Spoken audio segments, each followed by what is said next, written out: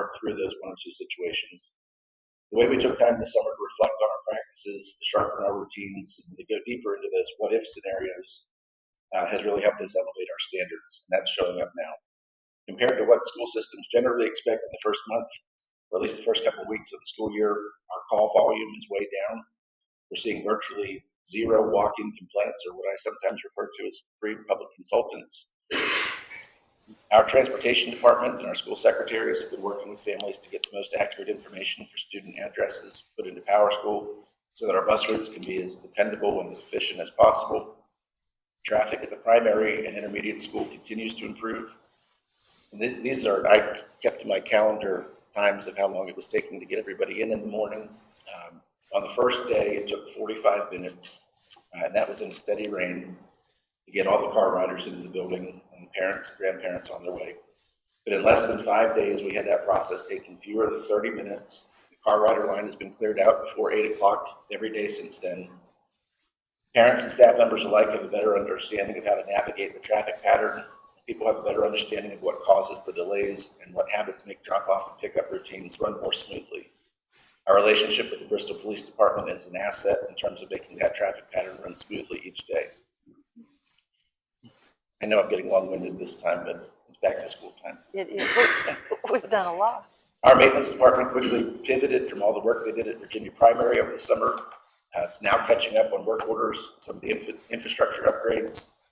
We've just about stabilized all the AC units in our school. A couple of the older units and even some of the brand new ones have given us a fit right around the first day of school.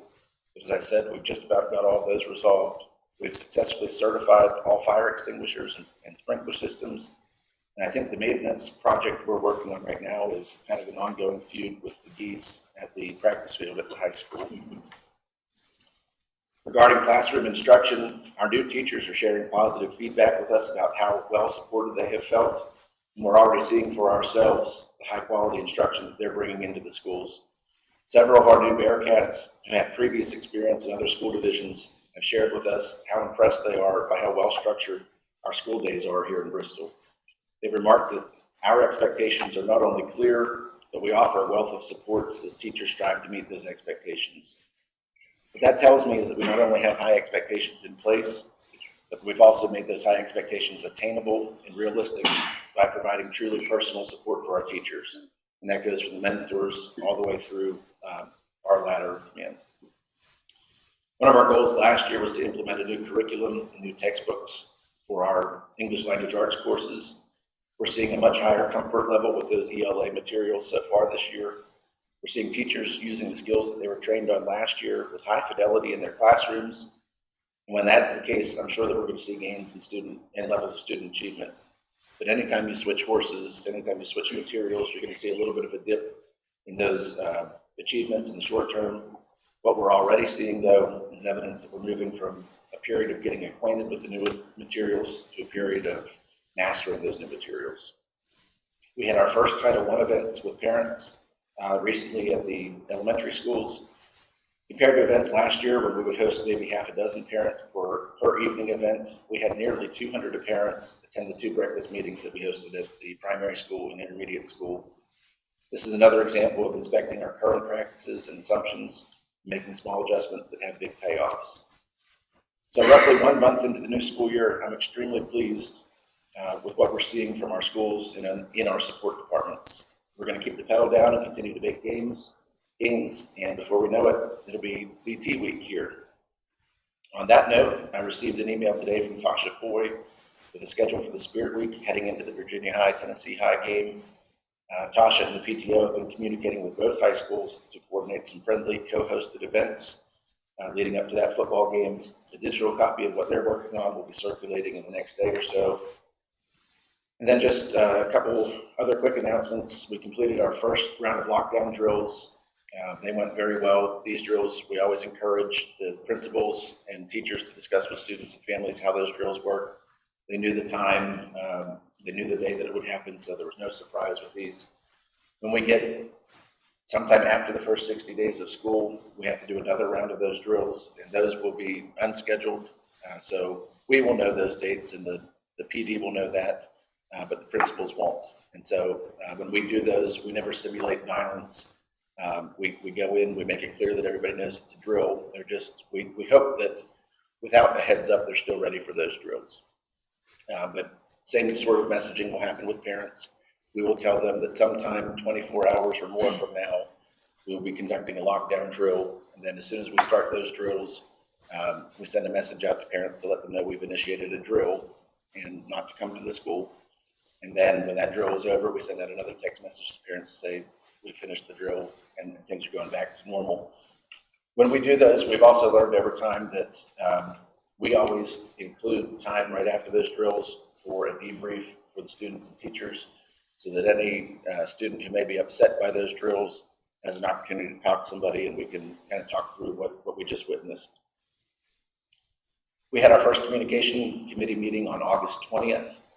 We've changed the format of those meetings so that it's more relevant to all schools and all departments. Got away from the kind of complaint center format and are talking more about topics that affect everyone. That happened just a couple days before the lockdown drill. So in that meeting, we talked about the standard response protocols.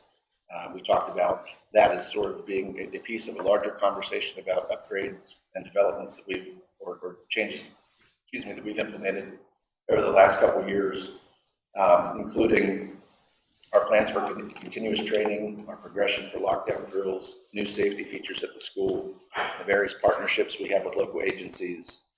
Those agencies spring into action anytime that there's a true crisis situation. Our next communications committee meeting will be on September 17th. I believe Mrs. Guffey and Mr. Schlegel are the board reps for those. So that is Wednesday the 17th at 3:45. And then the last thing I have here is that on September 23rd, we being Mrs. Jones and I, are going to go to City Council's meeting to share with them the findings of our comprehensive facility study. We'd invite the board to come along with that for that meeting. But that's just going to be FYI. We're not making any kind of formal request with those numbers. We just want the City Council to be acquainted with findings of that study. That, Madam Chair, concludes my report. That's a lot. All right, if we move on, it's time for our student board representative report. This is the student representative presentation for the month of August. So we're starting out the school year strong, and the senior class participated in a senior sunrise that was student organized, and it's a really great way for them to kick off their final year. The new principal, new changes. Incoming Principal Price has already made his mark on Virginia High. Interviewed students say that their favorite updates to the school are the fresh paint job in the cafeteria, the student section themed mannequin, and most of all, club days, which is my personal favorite as well. Virginia High School sophomore Philip Williams won first place in the UVA-wise Can Code Pitch Fest. Williams designed an app called One Health, providing an inclusive resource for health management. Virginia High students were welcomed back to school this August with a live performance by the VHS band, instilling school spirit on the first day back. Football is back in season. The VHS team beat Patrick Henry 42-7 in our most recent game, where the student section theme was blackout. The VHS band also gave an excellent performance. Football players displayed their gratitude towards beloved faculty and staff by gifting jerseys that represented their player numbers. Virginia Primary School invites student families to enjoy breakfast while learning about the Title I program and how it can benefit their children. That's all. Thank you for that information. I would like to add that at that recent football game, they had a Bearcat alumni reunion. And that was a really nice thing that was done by the foundation. And I understand that over 300 alumni were in attendance. I guess younger to much older Bearcats who were in All ranges. All ranges. But it was a very nice thing to have done. Thank you for your report. All right, next on our agenda is public comment. And I do have a couple of cards this time. So I would like just to remind each individual that you are limited to 3 minutes for your comments. At this time, I would call Ginger Fleener to the podium.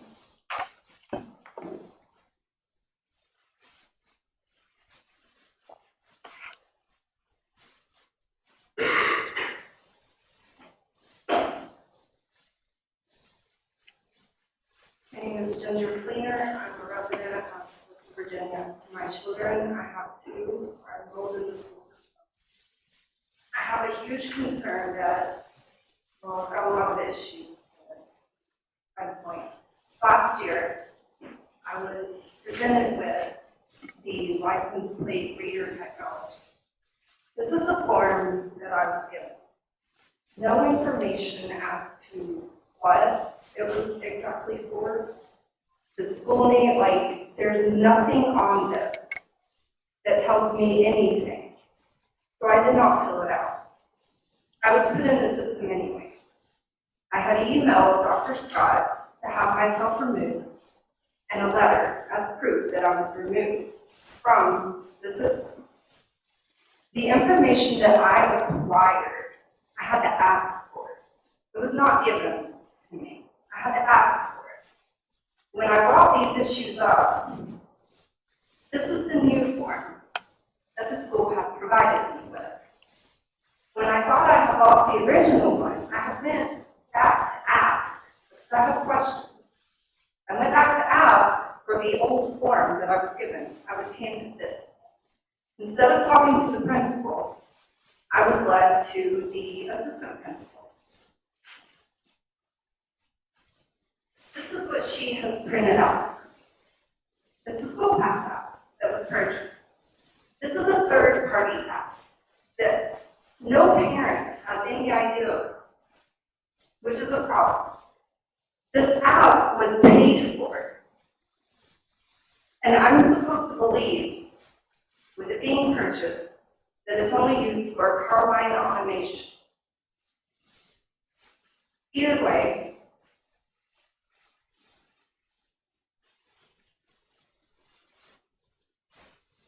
under COPA, which is the Children's Online Privacy Protection Act of 1998, you have to have parental consent to put any information of a child 13 and under into a system. You have to provide the information as to what it is. You have to be transparent and honest, pretty much. Violations of that law, which is a federal law, is failure to obtain parental consent. There's improper data collection policy, inadequate privacy policy, and there's improper use of cookies and trackers, retention of data for too long. And I know you've explained things to me, but it's happening all over again. Time. This is the privacy policy of the school pass. The school pass app itself. Privacy of children.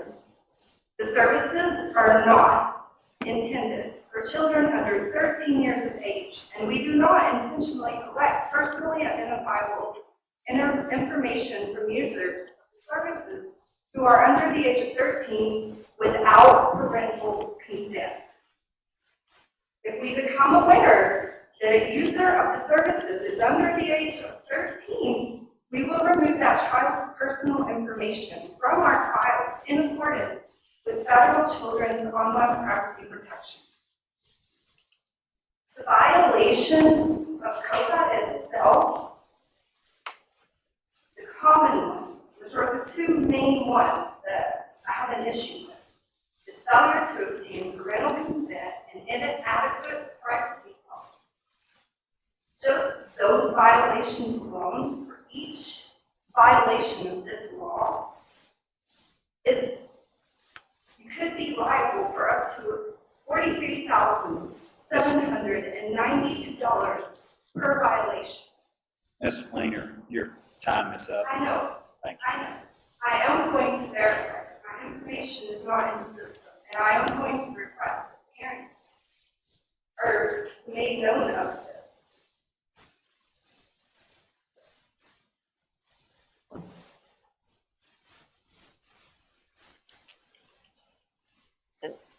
The next person to have is David Venable, and I would remind you that we do have a 3-minute time limit.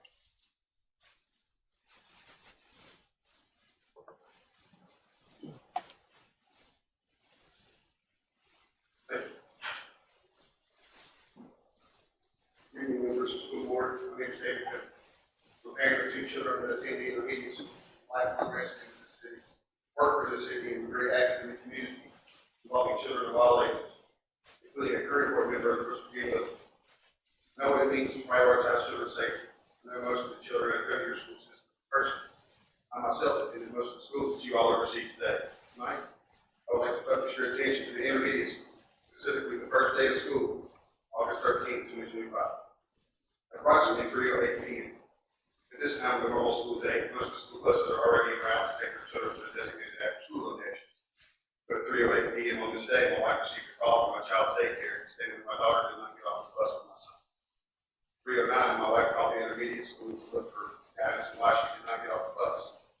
Spoke with a member of staff and was told to hang on, everyone to check. My wife was on hold for 14 minutes with no productive answers, waiting to find out where the whereabouts of my dog. After this whole time, my wife decides to hang up and call back. Calls back 4 times and the phone just keeps ringing. Meanwhile, my wife calls me from her work phone to inform me of the situation. I immediately called the school bus transportation and asked for help to locate my dog. The gentleman that answered I spoke to was very dismissive and couldn't give me the real answers, informing me that we're working on finding her. Time is now 3:25. The 5th call was answered by the assistant principal. She speaks to my wife about the incident and seems to be productive in finding the bus that my daughter is on, but ultimately, after a few minutes, is still working on finding her. Thankfully, towards the end of that conversation, Dr. Scott speaks to my wife and tells her that there are 2 buses labeled 88 that day. They are trying to find out which bus she is on. Although I appreciate him taking control of the situation and finding out information faster, my daughter was supposed to be on bus 102 to begin with. Finally, at 3:45 p.m., Dr. Scott relates to my wife and my daughter has been located. It's now en route to the date. I conclude this with saying I don't blame anyone personally. If anything, I appreciate Dr. Scott communicating when he stepped up to control the situation. As a parent, I appreciate his leadership that day. We all know that back to school time is always hectic for kids, parents, staff, and teachers.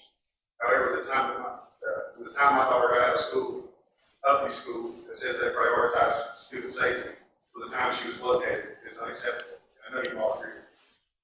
Again, I would like to emphasize that I am not upset with any individual person.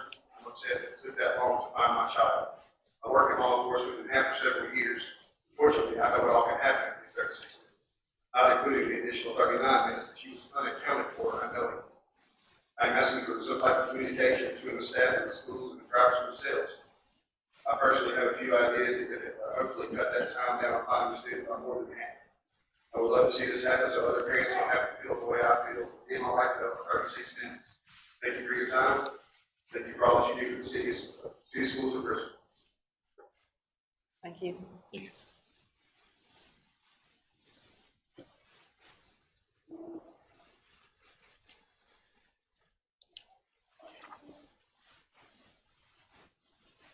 All right, next is our consent agenda, where we are going to act upon several things as under one vote. We have the approval of payment of bills, approval of minutes, and approval of the VSBA policy updates, DJF purchasing procedures, JFC student conduct, KBA request for public records. Do I hear a motion? So moved. Second. Is there any discussion? What's the revision to item? The policy. Policy, yes, I'm sorry.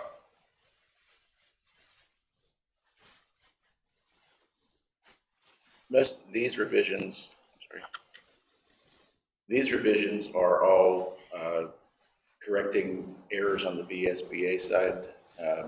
Not necessarily errors, but when they're cross-referenced to state code, had to be updated as laws went through different revisions. So it wasn't any substantive change to policies, it was just coding. Thank you.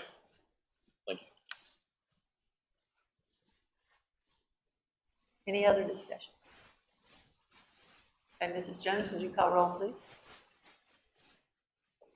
Mr. Alvis, Yes. Mr. Fletcher, Yes. Mr. Hartley, Yes. Mr. Slagle, Yes. Mrs. Gay. Yes.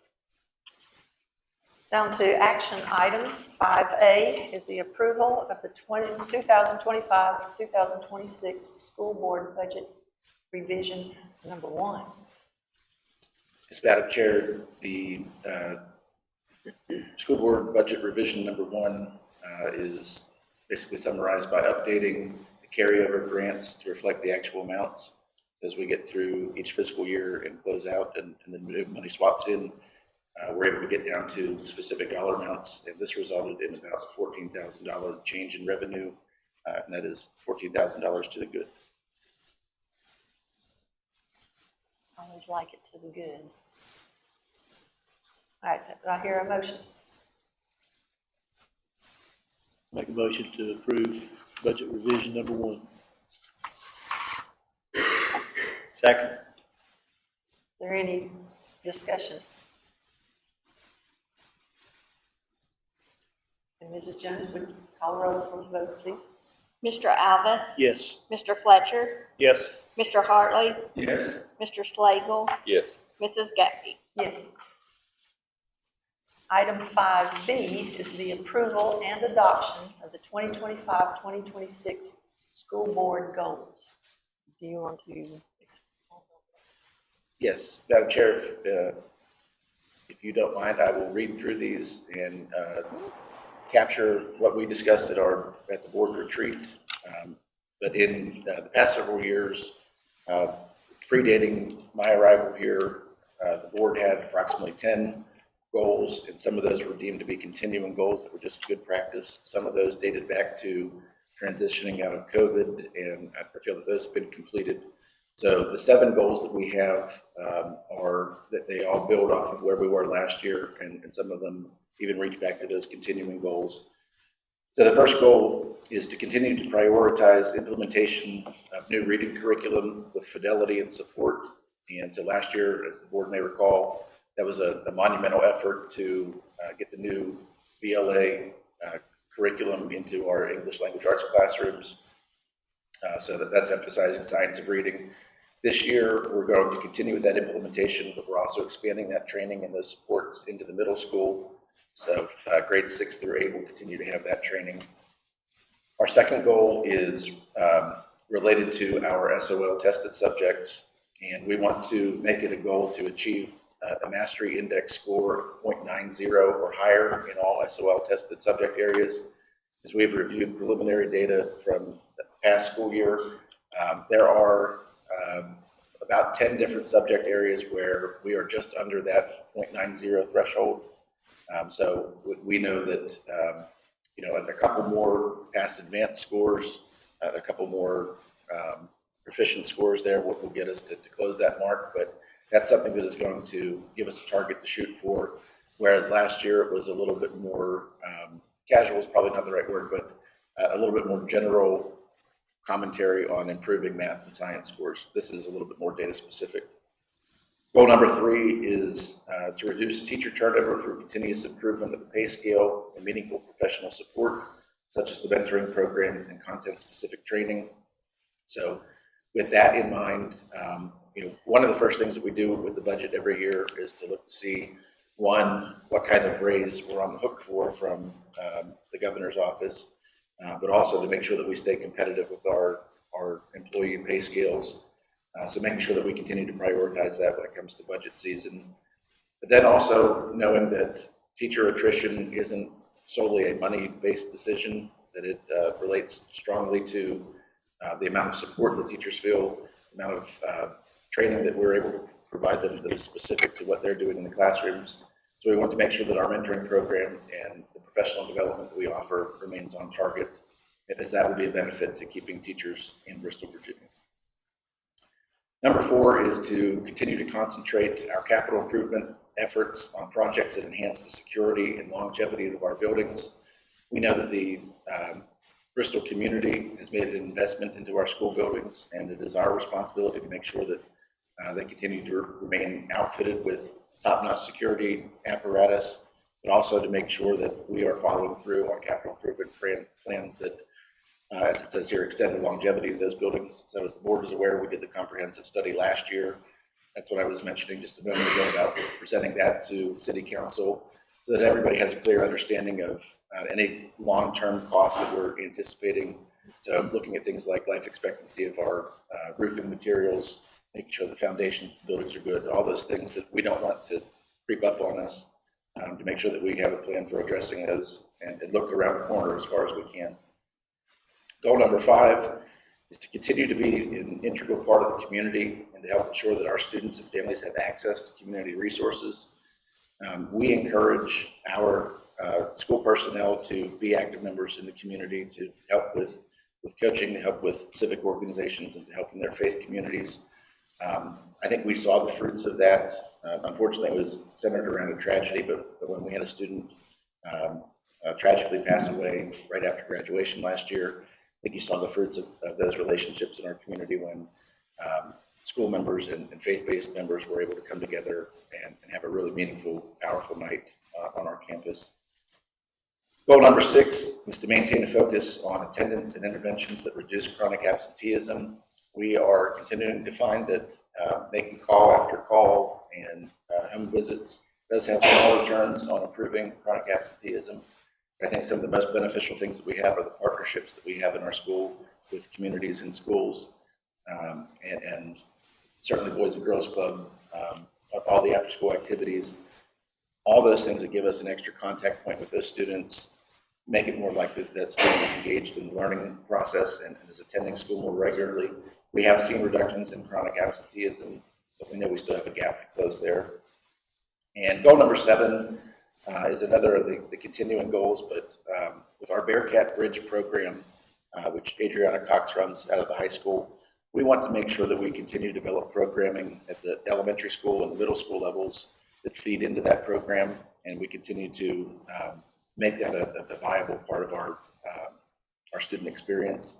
And so I think long-range planning, we want to see that Bearcat Bridge continue to push down into the middle school and even into the elementary schools as we talk about service options and career exploration. So those are our 7 goals that I present to you this evening for your approval and adoption. All right. Do I hear a motion? I make a motion to approve the goals as presented. Is there any discussion on these? I would like to say, listening to your report in the first month or so of the year, and I know it's extremely long, but and then listening to the goals, it seems like already in the first month, a lot of those things you can see how the goals translate back to what you're already doing in this first month of the year, and that's a good start to make progress by the end of the year. So I appreciate that. Thank you. Other discussion? Hey, Mrs. Jones? Mr. Alvis, Yes. Mr. Fletcher, Yes. Mr. Hartley, Yes. Mr. Slagle, Yes. Mrs. Gaby. Yes. Right, so that completes most of our agenda. We will be moved into closed session. Mr. Fletcher, if you would read us into that, please. Pursuant to section 2.23711 A1A2 of the Code of Virginia, I move that the board convene a closed meeting for the purpose of discussing the following matters: discussion of certain personnel and recommendation for employment, and approval of request for release from compulsory school attendance due to religious convictions. Number 04CA2025-26. Mrs. Jones? Did you We call have a it? second. Oh, I don't have a second. Second. I get excited. Now. Now, Mrs. Jones. Mr. Alvis, Yes. Mr. Fletcher, Yes. Mr. Hartley, Yes. Mr. Slagle, Yes. Mrs. Gaby. Yes. Right, I would like to thank all of you for attending tonight, and wish you a good evening as you leave us, if you leave us. You're invited to stay, though.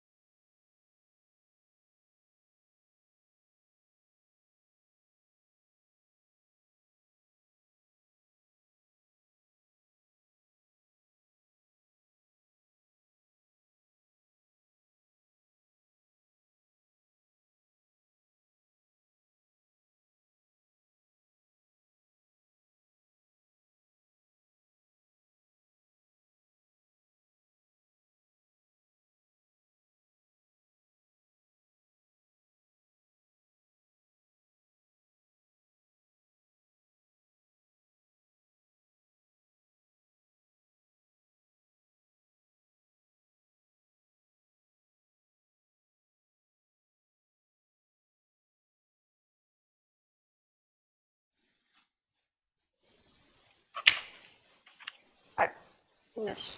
Fletcher, if you would read us back in. The Bristol, Virginia School Board certifies that to the best of each member's knowledge, only public business matters lawfully exempted from open meeting requirements by Virginia law were discussed in the closed meeting, and only such public matters as were identified in the motion convening the closed meeting were considered. Second. Mrs. Jones, would you call roll, please? Mr. Allen, Yes. Mr. Fletcher, Yes? Mr. Hartley, Yes. Mr. Slagle, Yes. Mrs. Kathy. Yes. Now we need a motion for attachment A of our closed session. Make a motion to approve attachment A. Second? Mrs. Jones? Mr. Allen, Yes. Mr. Fletcher, Yes? Mr. Hartley, Yes. Mr. Slagle, Yes. Mrs. Kathy. Yes. And we also need a motion for attachment B. Motion to approve attachment B. Second. Mrs. Jones, would you call roll, please?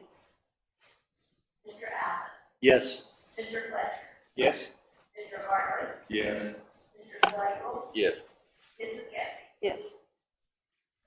Okay, now I do everything. Is there any old or new business?